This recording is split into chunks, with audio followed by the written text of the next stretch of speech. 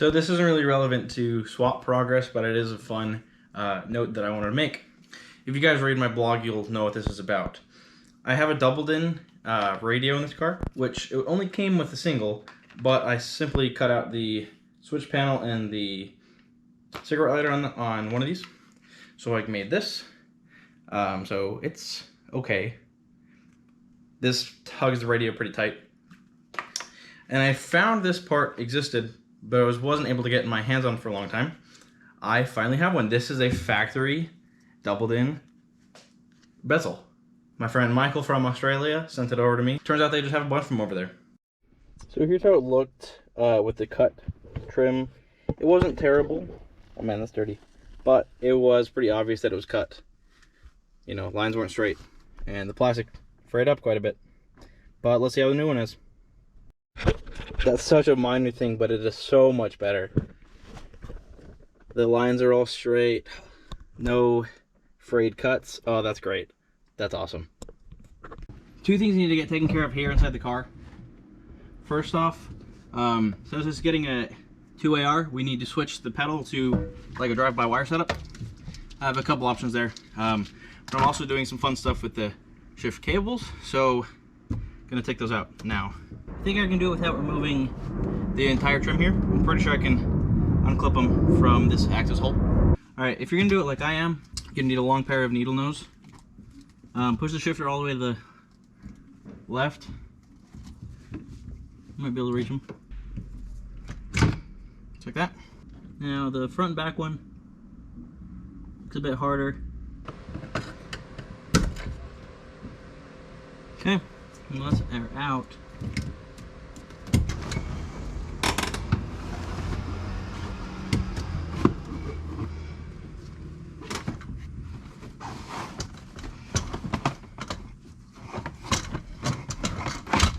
Yeah, just take the thing off, it's 3 screws.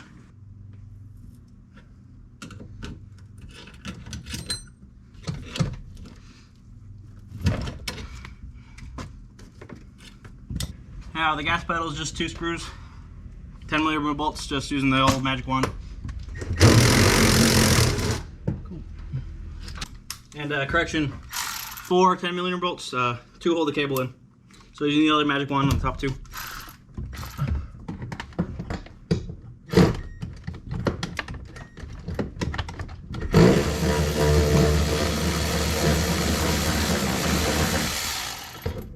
And two more bolts hold this guy in here.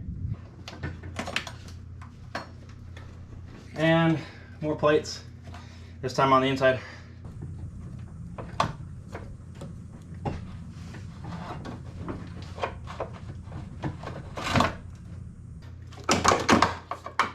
All right, they really don't make these things easy to get out.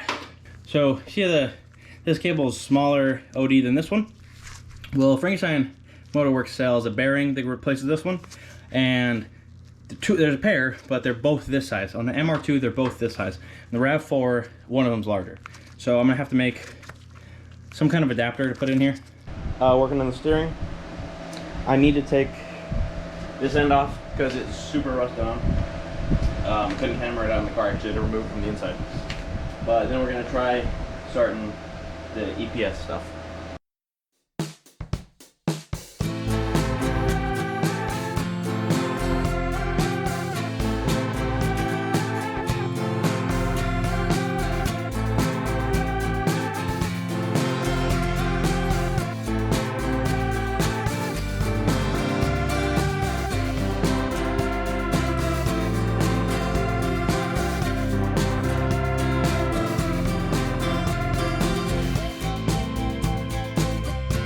Now I start working the steering rack. I have to mount the back of the car, which is going to require mounting the subframe in place.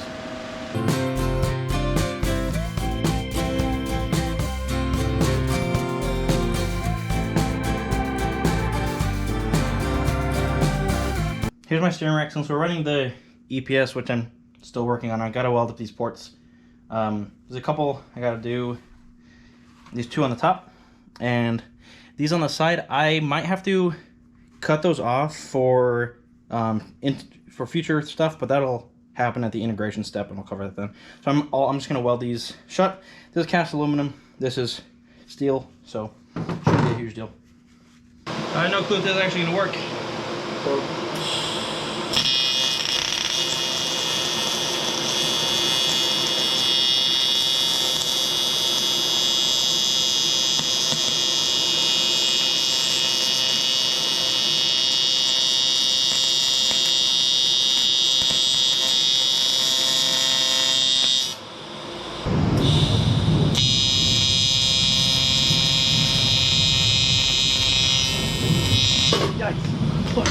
Oh gosh.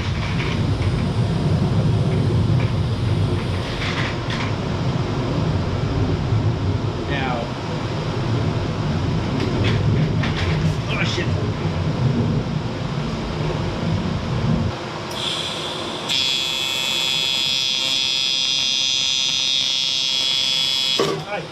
Fuck. Damn it. Well, it's time to put the rack back together. Should be pretty straightforward. I got a new seal kit. Since I depowered this, I went ahead and welded those shut on both sides. Welded these shut here and repainted the whole thing. Seal part at least. So what else I did while this was apart, I got this guy, the shaft itself. I cut a couple slits in the, I don't know what you call it, little separator between the two sides, just to knock it off with a hammer. You end up with this shaft. And I also removed the valve assembly from the pinion, which is this guy. On this car, I had to drill a hole to knock out the pin, but it's possible that that's not necessary. I just did it wrong. So then I just had to flatten that side as well.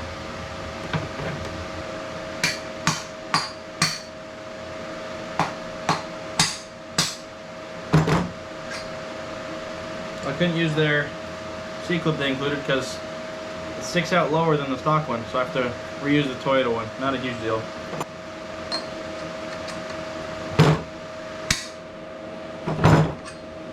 There we go.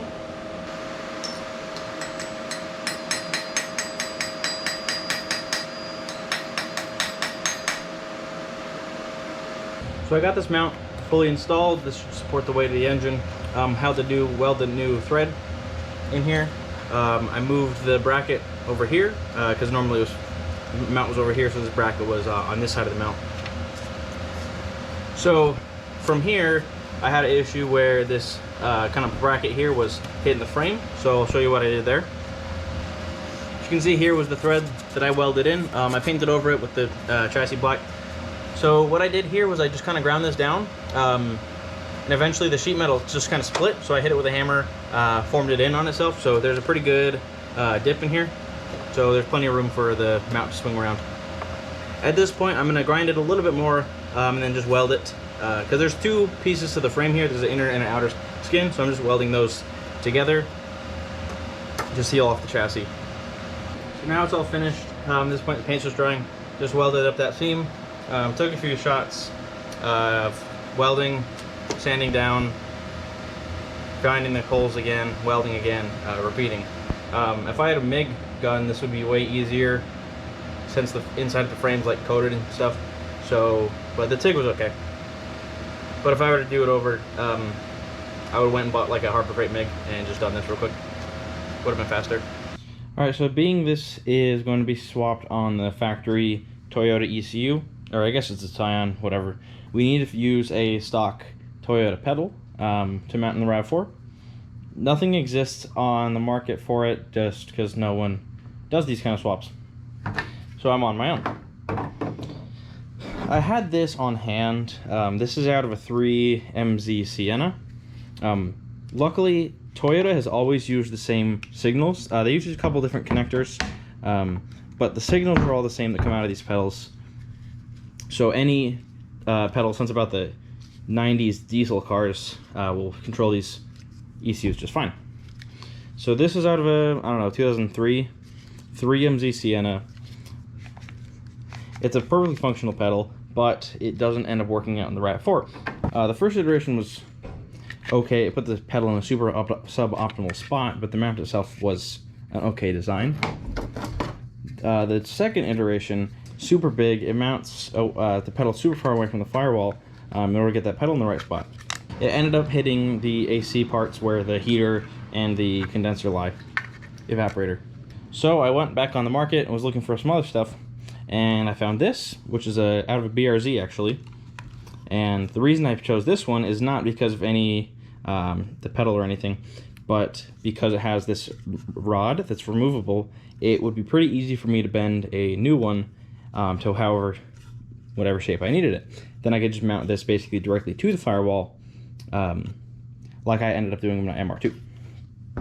This one is out of a Yaris.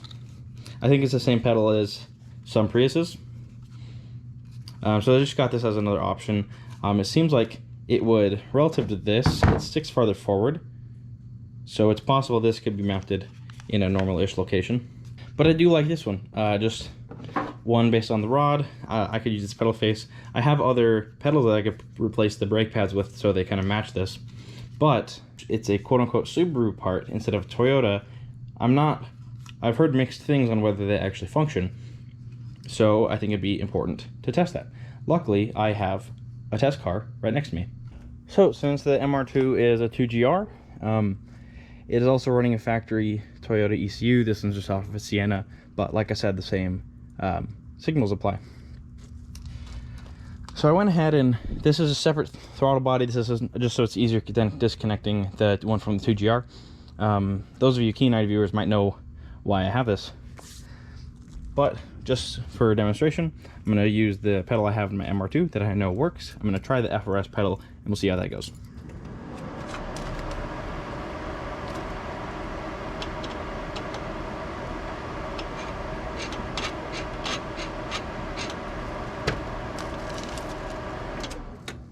So as expected, the Camry pedal I have in my MR2 controls this throttle body just fine, like I expected. Now I have to switch the pedal over to the BRZ one, and then we'll try that. Alright, so I've plugged in the BRZ pedal. Now I just have to cycle the ignition and push the pedal, see if the throttle body actuates.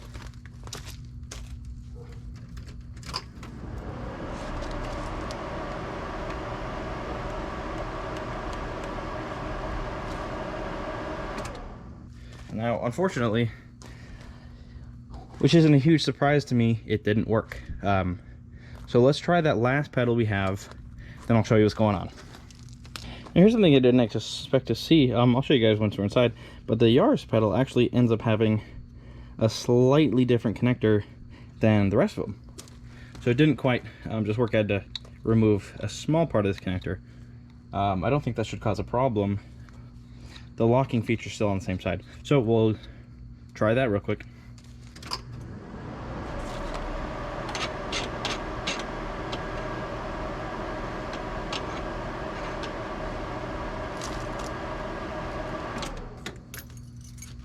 So we've confirmed the Yaris pedal works.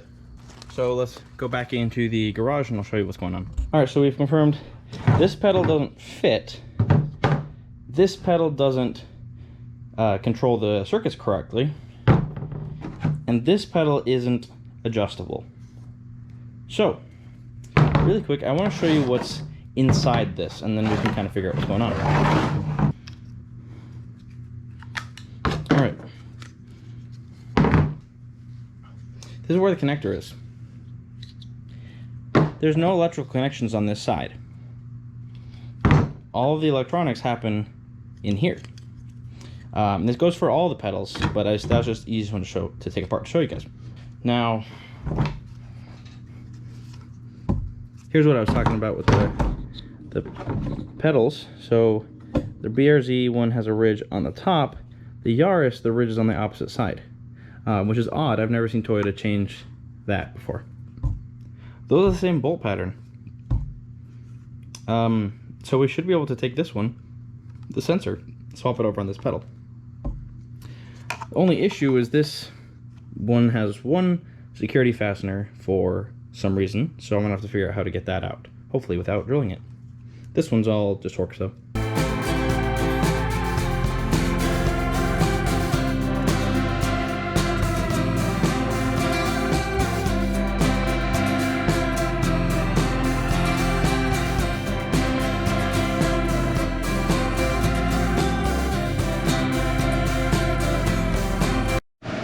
Alright, so I ended up having to drill that piece off. So it kind of left a divot in here. And rather than trying to fish this out, I think I'm just going to take this pedal assembly out and put it in that box.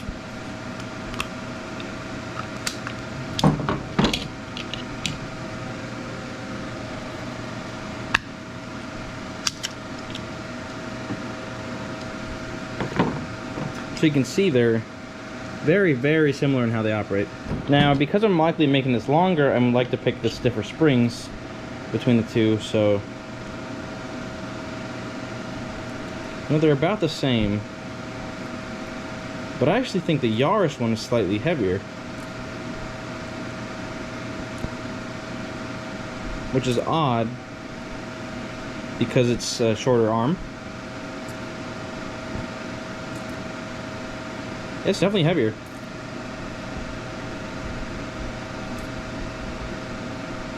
Okay, so I guess we're using that spring. So taking this pedal, putting it in here. Assembling the spring is the tricky part. It's not too bad though. Looks like they're both seated in their homes.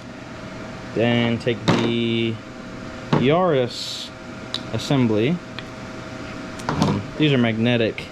That's how these operate. So I'm just going to try to take any chips off that came out. And there's the non-mess with part. There we go.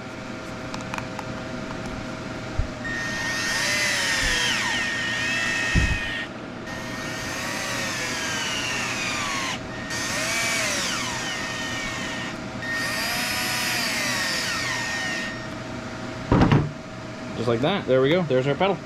Now when it comes time to making the actual arm itself, this clip just comes off and then I replace this with whatever I need. For the time being, I'm probably just going to cut and weld this. It is type of steel, but in the final product, I'll just get some of this steel from McMaster and bend it to shape. Now as for removing the pedal arm, it's pretty simple. This thing just kind of pries up. You kind of have to mutilate it, sadly, but it's not that big of a deal. These are cheap to replace. There we go. Once one of these comes loose, it's pretty easy. There we go. Get your pliers, and you gotta squeeze on this. There we go. Now it's going to be a balancing act.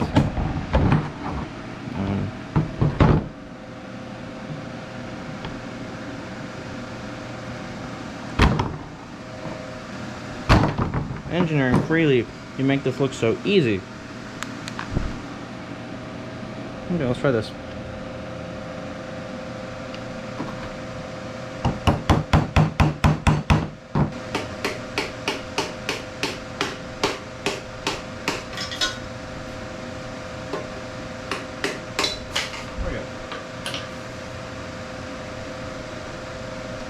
That took too much effort, but here we go. So now it's out, I can design this however I need to. Just mount this on the firewall directly. Super easy. Alright, well here's the quick thing I came up with for the throttle. So these are the 2-bolt holes that the RAV4 uses, and this one is actually going to pick up on the lower bolt, and then I added just a new upper bolt there. So I just have to tap this hole and I can mount this in the car.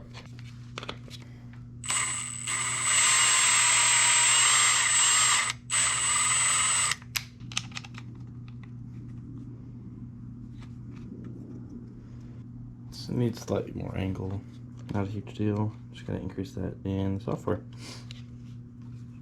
Let's go test fit it.